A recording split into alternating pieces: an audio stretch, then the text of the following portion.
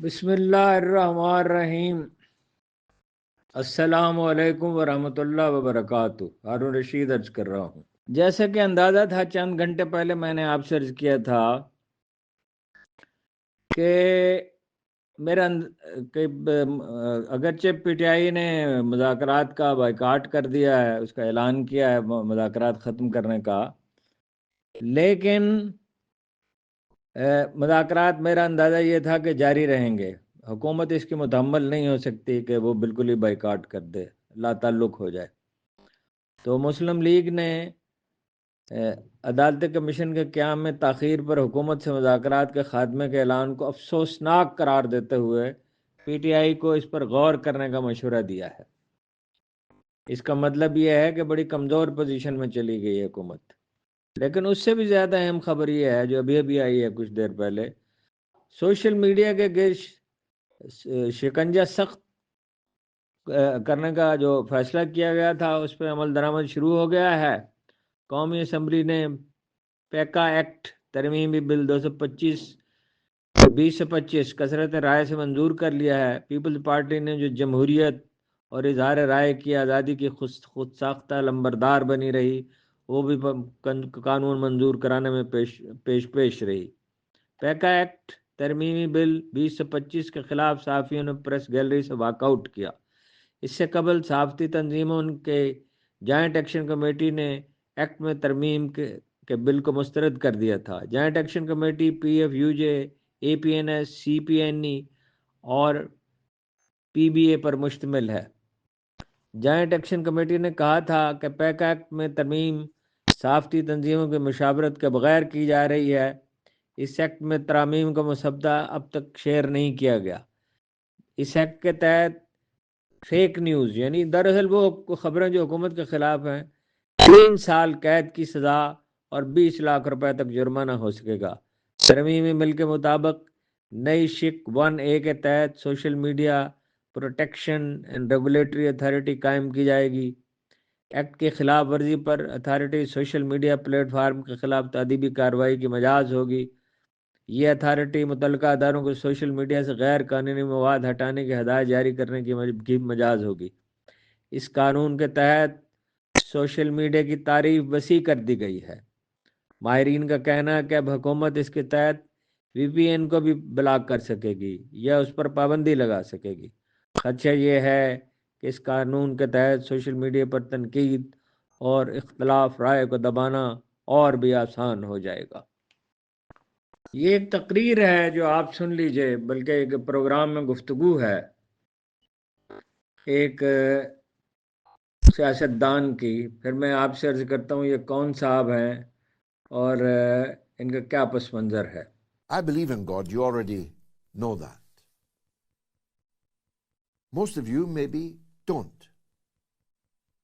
But don't you see something divine in the turning of Hollywood into Gaza?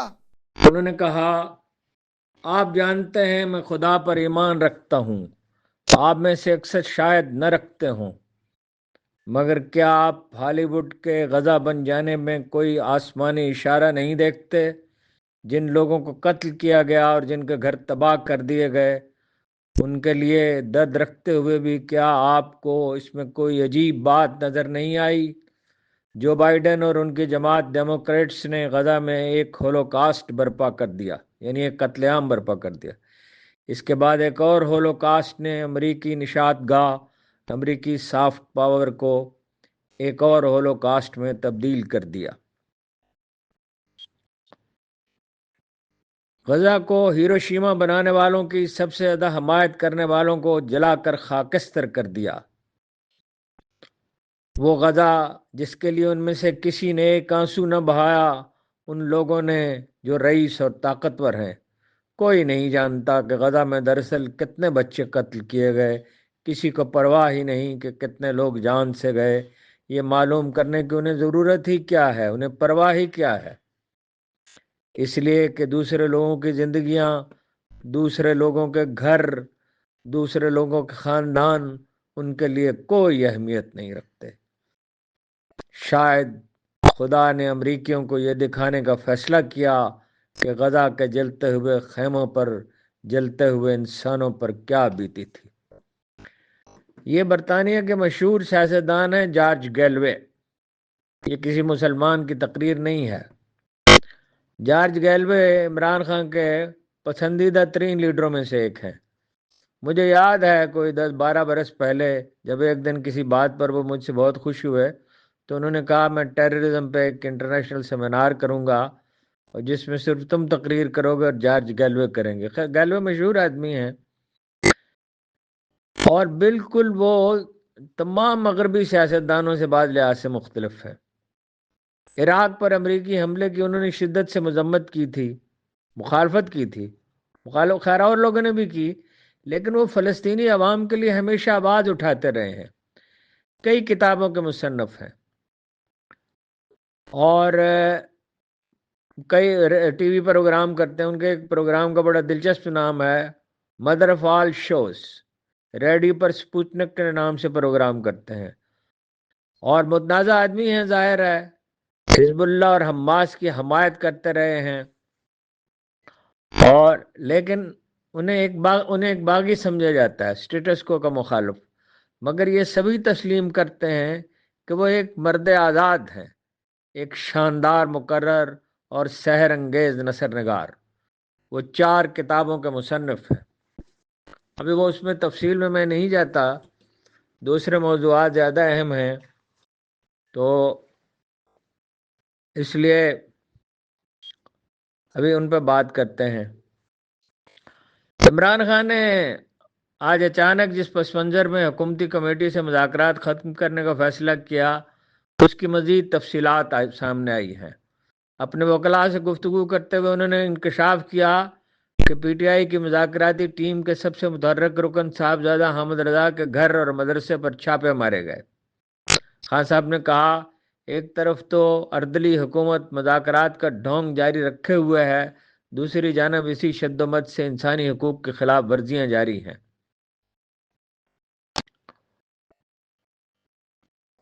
اسی لیے ہم نے فیصلہ کیا کہ ہم فوری طور پر مذاکرات کا عمل روک دیں۔ مذاکراتی کمیٹی کے ترجمان اور ہمارے اتحادی کے گھر پر چھاپے مذاکراتی کمیٹی پر چھاپے مارنے کے مترادف ہیں۔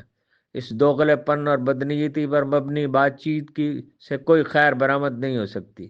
میں نے اپنی پارٹی کو ہدایت کی ہے کہ ملک میں قانون کی حکمرانی، جمہوریت کی بقا اور انسانی حقوق کی پاسداری کے لیے تمام سیاسی جماعتوں کو اعتماد میں لیں۔ اس جعلی حکومت کے خلاف ہم ایک وسیع تر ایجنڈے پر کام کر رہے ہیں۔ ملک میں ہر جانب عدم استحکام ہے۔ بلوچستان میں دہشت گردی پنپ رہی ہے۔ اس سنگین مسئلے کا کوئی سیاسی حل تلاش نہیں کیا جا رہا۔ بلوچستان کے گمشدہ افراد کا مسئلہ بہت سنجیدہ ہے جس کے لیے مہرنگ بلوچ آواز اٹھا رہی ہیں۔ تحریک انصاف کے کئی ارکان بھی لاپتہ ہیں۔ اس معاملے میں ہم ان کے ساتھ کھڑے ہیں۔ عالمی انسانی حقوق کی تنظیموں کے سامنے بھی ہم یہ معاملہ اٹھائیں گے۔ بلوچستان والا حال اب پورے ملک کا ہے۔ بلوچستان سمیت پورے ملک میں جب تک عوامی اعتماد کی حامل حکومت نہیں بنائی جائے گی استحکام کا حصول ممکن نہیں۔ میں اسٹیبلشمنٹ سے اپنی ذات کی خاطر کچھ نہیں مانگتا، اگر ان سے بات کروں گا تو صرف ملک اور قوم کی بہتری کے لیے۔ اصل کنٹرول تو ان کے ہاتھ میں ہے، باقی سب تو ان کی کٹ پتلیاں ہیں جو ان کے اشاروں پر کی منتظر رہتی ہیں۔ ہمارا مطالبہ ہے کہ سپریم کورٹ یا اسلام آباد کے 3 سینئر ججوں پر مشتمل عدالتی کمیشن قائم کیا جائے تاکہ 9 مئی اور 26 نومبر کے معاملات کے واقعات میں ملوث اصل ذمہ داروں کا تعین ہو سکے۔ اس کے سوا کوئی کمیشن قابل قبول نہیں ہوگا، یعنی یا سینئر جج اس کے اسلام آباد ہائی کورٹ کے یا سپریم کورٹ کے سینئر جج۔ بددیانت افراد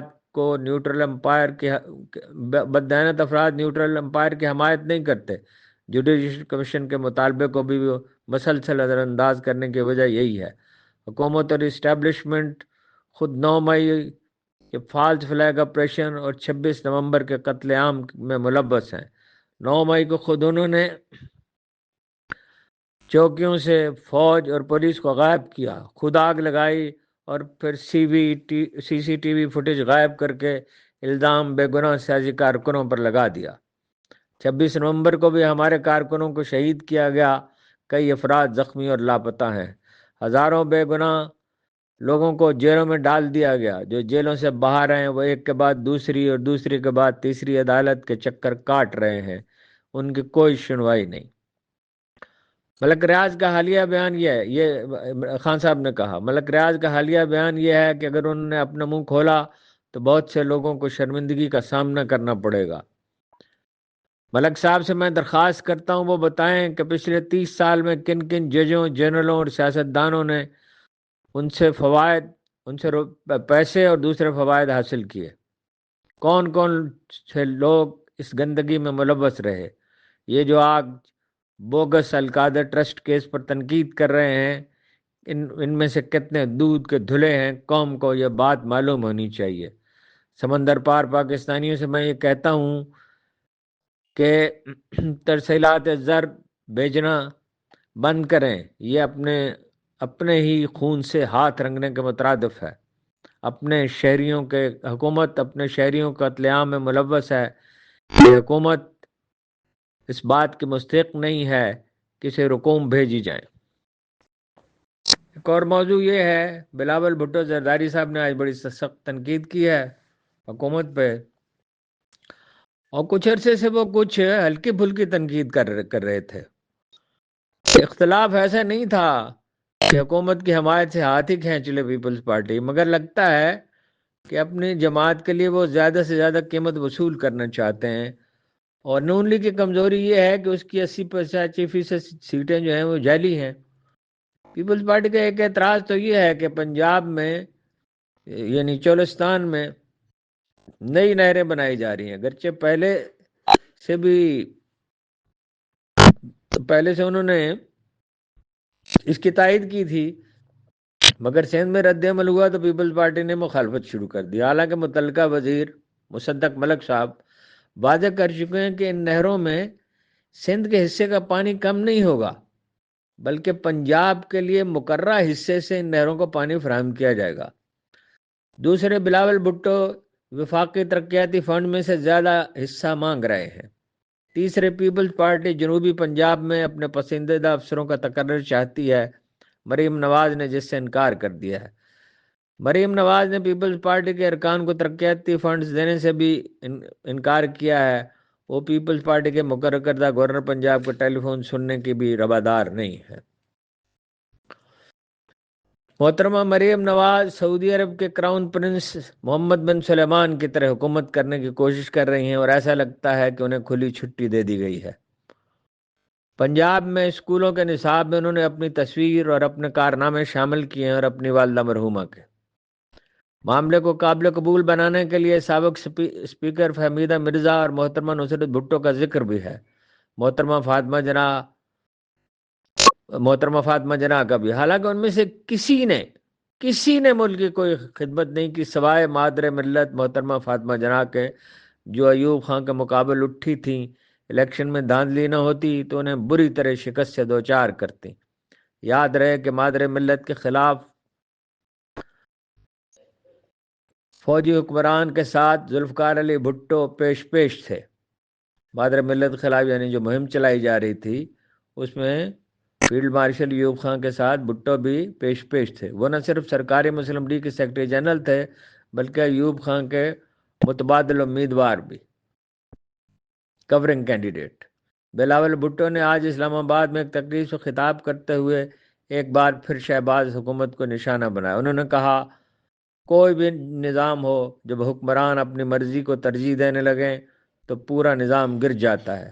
انہوں نے کہا، عوام کے مسائل حل کرنے کی سیاست نہیں ہو رہی۔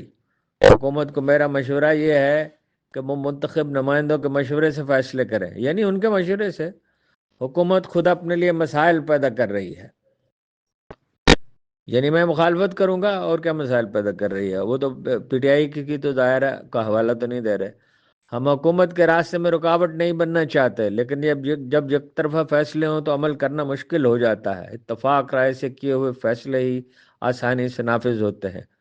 انہوں نے کہا، 18ویں ترمیم کو قومی اتفاق رائے سے کی گئی تھی، کوئی اسے چھیڑنے کی جرات نہیں کر سکتا۔